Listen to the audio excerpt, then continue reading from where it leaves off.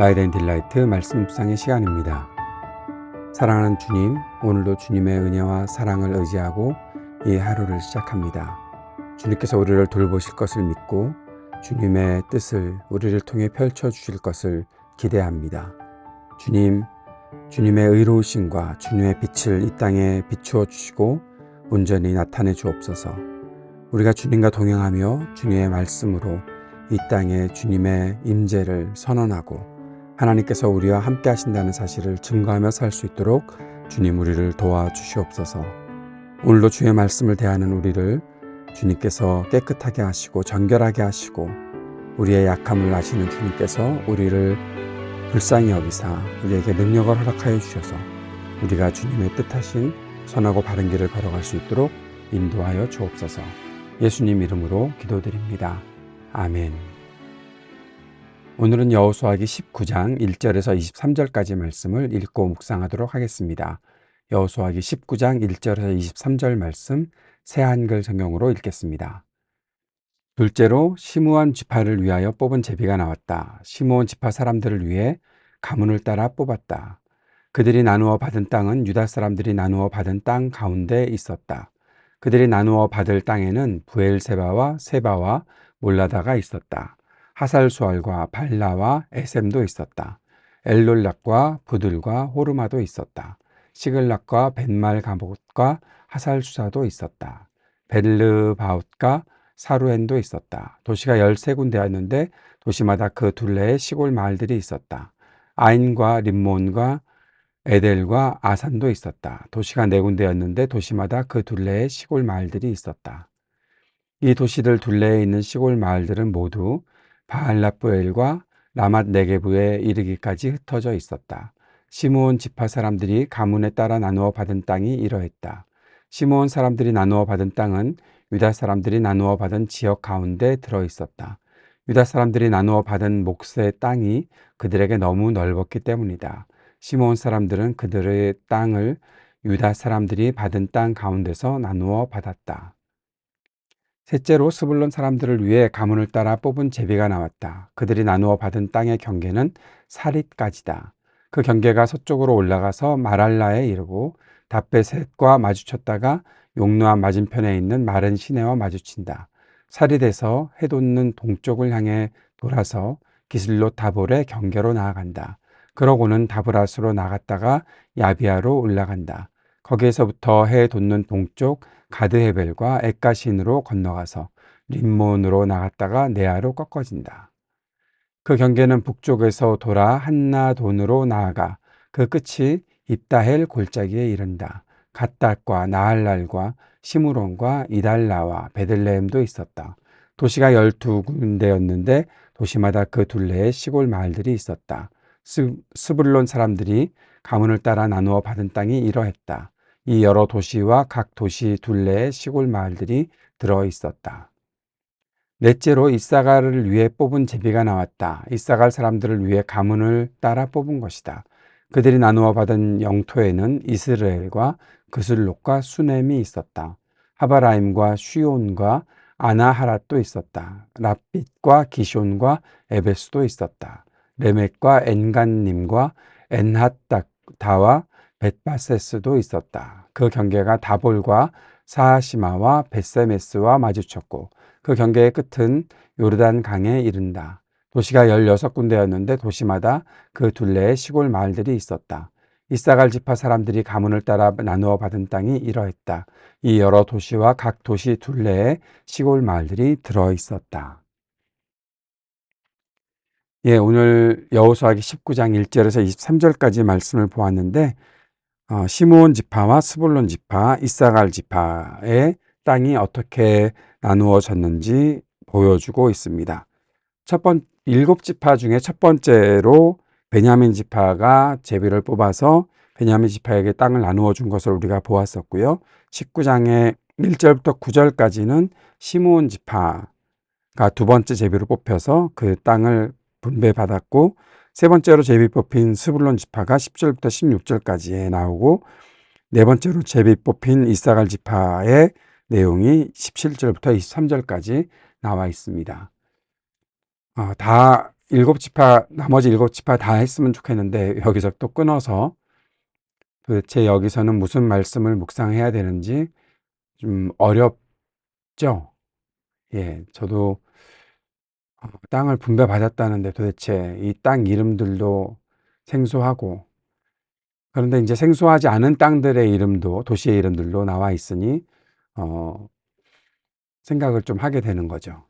지도를 볼까요? 이럴 때는 지도 보는 것이 좋은 것 같습니다. 한 가지 먼저 우리가 알고 있어야 되는 지식은, 시므온 사람들이 나누어 받은 땅은 유다 사람들이 나누어 받은 지역 가운데 들어 있었다. 지도 보시는 게 좋겠죠? 예. 시므온의 그 영역이 조금 더 짙은 초록색으로 나와 있고요.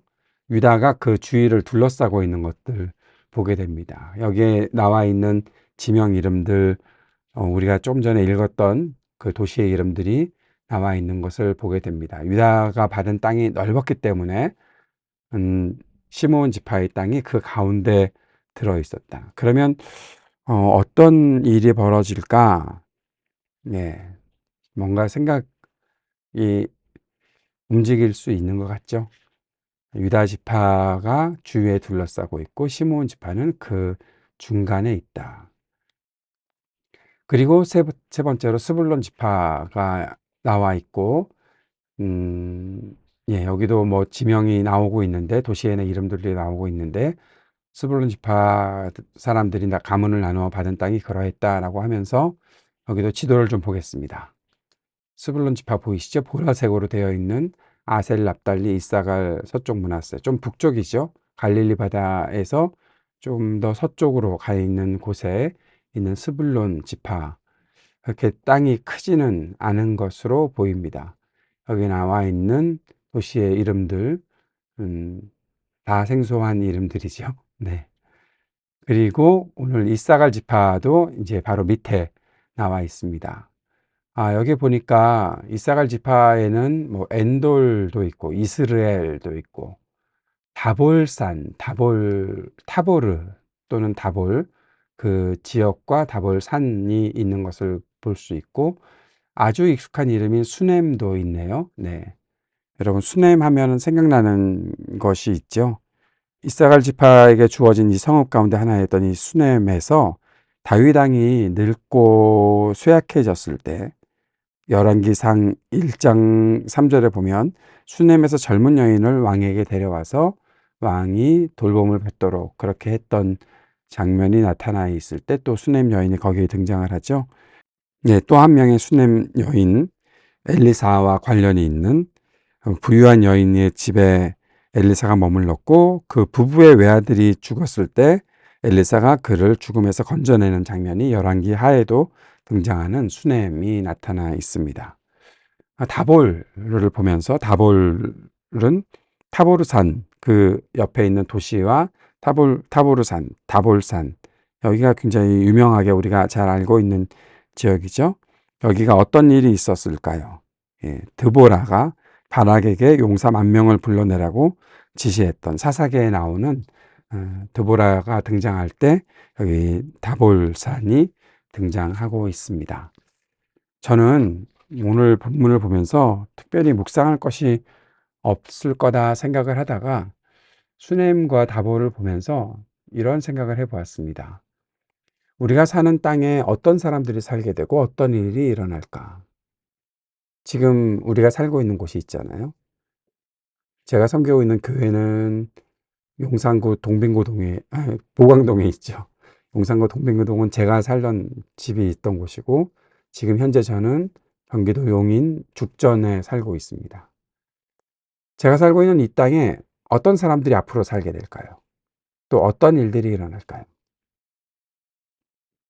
그 생각을 하다가 보니까 우리는 땅, 즉 우리 삶의 터전에 대한 책임을 가지고 살아야겠다라는 생각을 해보게 됩니다. 앞으로 이 땅이 어떤 사람들이 살았던 땅으로 이야기가 될까요? 그 사람들은 어떻게 이 땅을 책임지고 살게 될까? 그러면서 지금 우리가 행하는 일들이 앞으로 미래에 이 땅에서 사는 사람들이 행하게 되는 일에 기초가 되지 않을까 생각을 합니다. 우리가 어떤 사람인지 우리의 다음 세대들이 보고 배우고 그들의 삶을 만들 것이다라는 거죠. 우리나라 대한민국의 헌법에 5.18 민주화 운동 또 4.19 혁명 등등이 함께 이렇게 나타나 있잖아요. 왜 나타나 있습니까?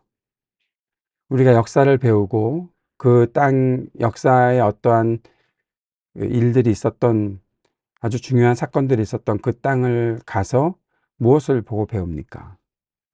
아, 이 땅이 이러한 사람들이 살았던 곳이었구나 생각을 하기 때문에 좀 더 책임감 있게 우리가 해야 될 일들을 하고 또 고칠 것들을 고치고 잘못된 것들을 바로잡고 하는 일들이 생기는 거죠. 그것을 통해서 교훈을 삼고 사는 거죠. 여러 가지 땅의 이름을 보면서 지금 우리가 살고 있는 땅에 대한 생각을 이렇게 해보게 되었습니다.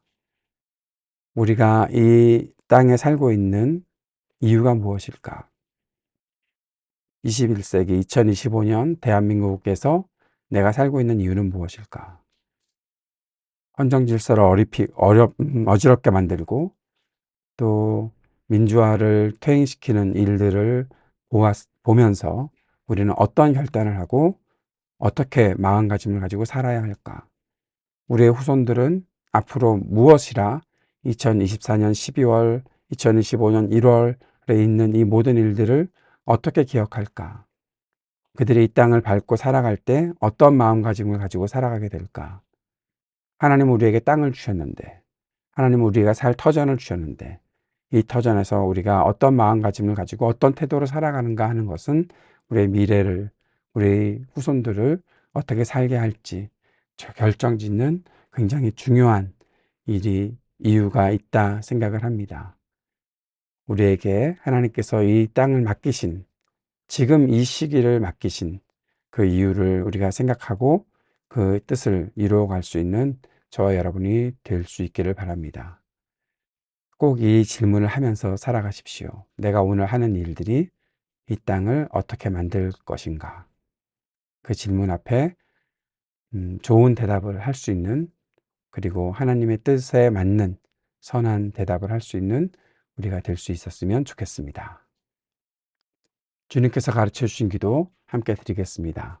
하늘에 계신 우리 아버지, 아버지의 이름을 거룩하게 하시며 아버지의 나라가 오게 하시며 아버지의 뜻이 하늘에서와 같이 땅에서도 이루어지게 하소서. 오늘 우리에게 일용할 양식을 주시고 우리가 우리에게 잘못한 사람을 용서하여 준 것 같이 우리 죄를 용서하여 주시고 우리를 시험에 빠지지 않게 하시고 악에서 구하소서. 나라와 권능과 영광이 영원히 아버지의 것입니다. 아멘.